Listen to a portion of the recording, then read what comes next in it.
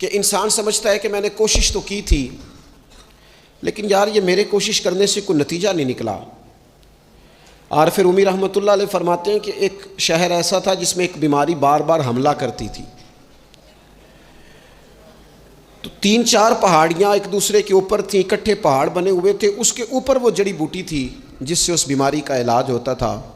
تو کئی حکیموں نے بتایا کہ اگر وہ جڑی بوٹی حاصل کر لی جائے تو تمہارے شہر کے لوگ صحت یاب ہو سکتے ہیں، پر وہ 4 پہاڑیاں اوپر نیچے اور پھر ڈھلان بڑی سیدھی تھی، جو پیر رکھتا پھسل جاتا، کوئی جرت ہی نہ کرتا اوپر جانے کی، لیکن لوگ بیمار تھے، تکلیف میں تھے۔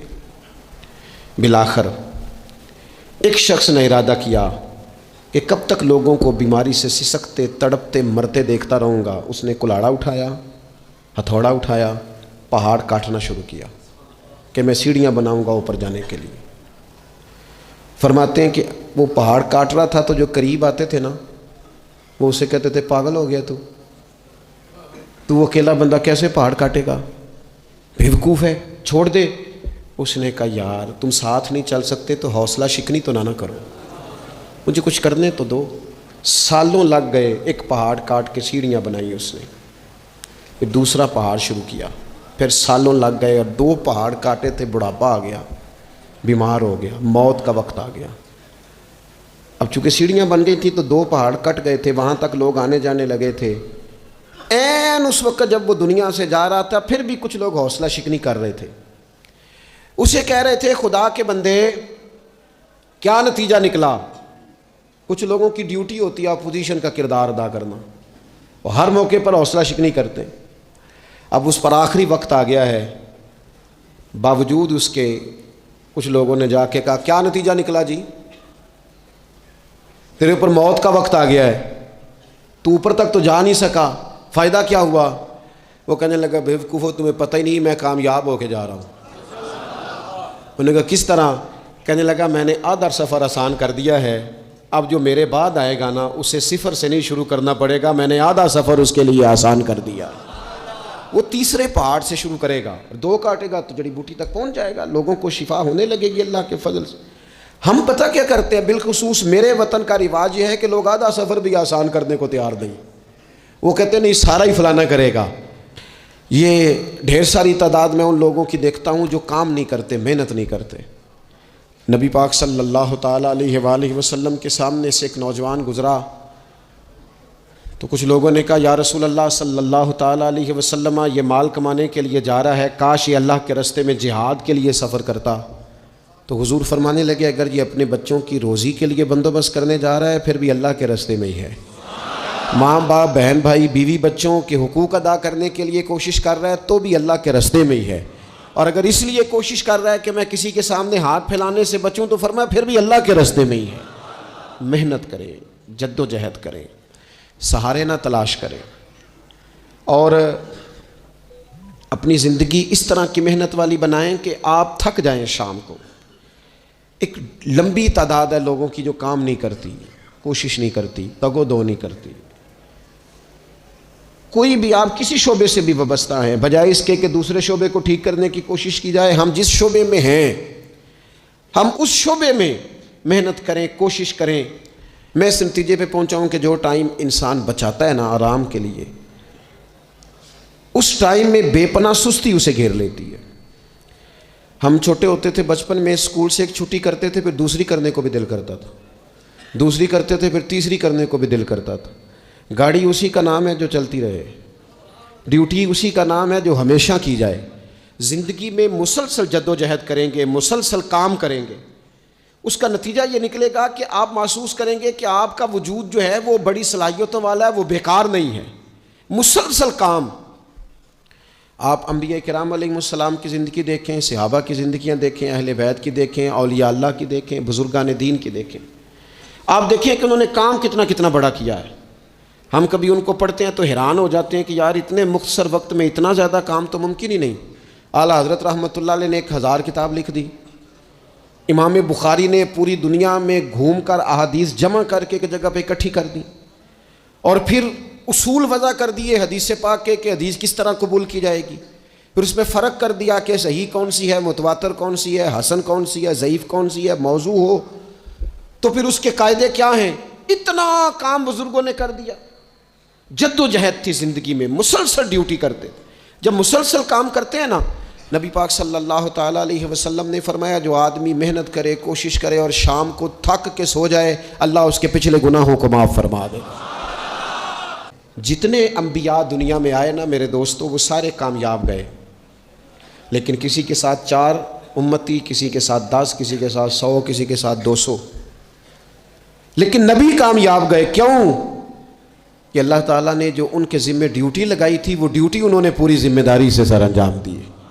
اس ڈیوٹی میں انہوں نے کبھی کوئی کمی دکھائی تو اپنی زندگی میں جد و جہد کریں، کام کریں، بیٹھ کر صرف بات نہ کریں، تنقید نہ کریں، بیٹھ کر صرف منصوبہ بندی نہ کریں۔ اور میرے ملک میں بالخصوص یہ کام ہوتا ہے، تبصرے کرو، چینل کھولو، تنقید کرو، اندر کی خبر لے کے آؤ، کوئی کہانی سناؤ، کوئی نئی سٹوری بناؤ، لیکن کام نہ کرو۔ بڑی خوبصورت بات کی شاعر نے، اس نے کہا شکوہ ظلمت شب سے تو کہیں بہتر تھا، اپنے حصے کی کوئی شمع جلاتے جاتے۔ لوگ تعلیم نہیں حاصل کر رہے تو بھئی آپ ایک بچے کا خرچ اٹھا لیں، کسی غریب کا آپ اسے پڑھا دیں، ایک بندہ تو آپ کی وجہ سے تعلیم یافتہ ہو جائے۔ لوگوں کو کھانا نہیں مل رہا، بھوکوں مر گئے لوگ، حکومتیں کچھ نہیں کر رہی، آپ 10 بندوں کی ذمہ داری اٹھا لیں، آپ غریبوں کو دیکھ لیں، 10 لوگوں کے گھر میں آپ کھانا پہنچانا شروع کریں۔ اور یہ ہوتا رہا ہے، لوگ یہ کام کرتے رہے، یہ ڈیوٹیاں ہمارے بزرگوں نے سر انجام دی ہیں، 2 کر کے، 4 کر کے، 6 کر کے انہوں نے کام کیا ہے۔ اپنی ذمہ داری کا احساس کریں، مسلسل کام کریں، مسلسل جد و جہد کریں، مسلسل ڈیوٹی کریں۔ اور پھر میری تیسری گزارش آپ سے یہ ہے کہ جس طرح آپ اپنے گھر میں آپ کی ذمہ داریاں ہوتی ہیں، اور اگر آپ ذمہ داری ادا نہیں نہ کرتے تو احتجاج ہوتا ہے۔ ماں کو ٹائم نہیں دیتے تو ماں بھی احتجاج کرتی ہے، گھر والی کو ٹائم نہیں دیتے تو وہ بھی احتجاج کرتی ہے، دوستوں کو وقت نہیں دیتے تو وہ بھی اس کا شکوہ کرتے ہیں۔ تو آپ کے ذمہ جتنی بھی ذمہ داریاں ہیں، آپ پڑھاتے ہیں، کلاس میں وقت پہ نہیں آتے تو اس کا اظہار کیا جاتا ہے۔ ہم نے اپنے ذمہ جو ذمہ داریاں لی ہیں پوری کرتے ہیں۔ میں آج آپ کو یہ پیغام دینا چاہتا ہوں کہ ایک ڈیوٹی دین کی بھی اپنے ذمہ لیں، ایک ڈیوٹی، ایک کام اپنے ذمہ لے لیں۔ آپ اپنے علاقے کی مسجد میں جھاڑو دینے کی ڈیوٹی لے لیں۔ آپ یہ ذمہ داری لے لیں کہ مجھ سے کچھ نہیں ہو سکتا تو میں ہفتے کے بعد مسجد میں جاؤں گا اور قرآن مجید کو میں صاف کر کے، جھاڑ پونچھ کے، ترتیب کے ساتھ مرتب کروں گا۔ مجھے اگر ناظرہ قرآن مجید ٹھیک پڑھنا آتا ہے تو میں 10-11 بچوں کا روز سبق سنوں گا، آگے پڑھاؤں گا۔ کوئی ذمہ داری لیں، دین کی کوئی ڈیوٹی اپنے ذمہ لیں۔ اگر مالی طور پر آپ تعاون کر سکتے ہیں تو کسی جگہ، کسی مسجد میں، مدرسے میں، خیر کے کسی کام میں شامل ہو جائیں۔ دین اسلام کے ساتھ عملاً تبلیغ میں اپنا کام کریں، ذمہ داری ہر دنیا کا کام مینج کر کے، مرتب کر کے کیا جانے لگا ہے۔ معیشت ہو، معاشرت ہو، تعمیرات ہو، دین کا کام ہے وہ اسی طرح چل رہا ہے۔ محفل آ گئی، برکت کے لیے محفل کر لو، جمعہ آ گیا پڑھ لو، تراویح ایک حافظ صاحب مقرر کر لو۔ بھئی آپ اس کو مینج کریں، ساری دنیا میں چیزیں مینج کی جاتی ہیں، آپ اسے مینج کریں۔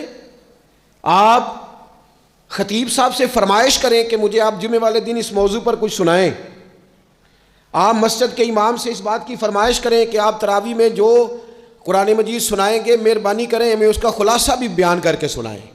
آپ تھوڑی کوشش کریں گے تو آپ دیکھیں گے کہ بیان کرنے والوں کا بھی ذوق بڑھے گا۔ کچھ تھوڑی ذمہ داری کا احساس کریں۔ صحابہ کرام نے بڑی منصوبہ بندی کے ساتھ دین پھیلایا، بڑی جد و جہد کی۔ انہوں نے دیکھا کس علاقے میں ہم نے جہاد کے لیے جانا ہے، کس میں تبلیغ کے لیے جانا ہے، کس علاقے میں کس طرح کر کے ہم نے ڈیوٹی سر انجام۔ مصر میں ایک شہر ہے، اس کا نام ہے فسطاط، وہ کہتے ہیں گھونسلے کو، پرندوں کے گھونسلے کو۔ حضرت سعد بن ابی وقاص رضی اللہ تعالیٰ عنہ اپنی فوجیں لے کے وہاں گئے تھے۔ آپ نے وہاں خیمہ لگایا، کچھ دن وہاں قیام کرنا تھا، آپ کا وہاں خیمہ تھا۔ وہاں آ کے کبوتر بیٹھنے لگے، ایک کبوتری نے انڈے بھی دے دیے، وہاں گھونسلہ بن گیا۔ اب آپ جب وہاں سے ہجرت کرنے لگے نا، آگے بڑھنے لگے، تو دل میں خیال آیا کہ خیمے اکھاڑتے ہیں، چلتے ہیں۔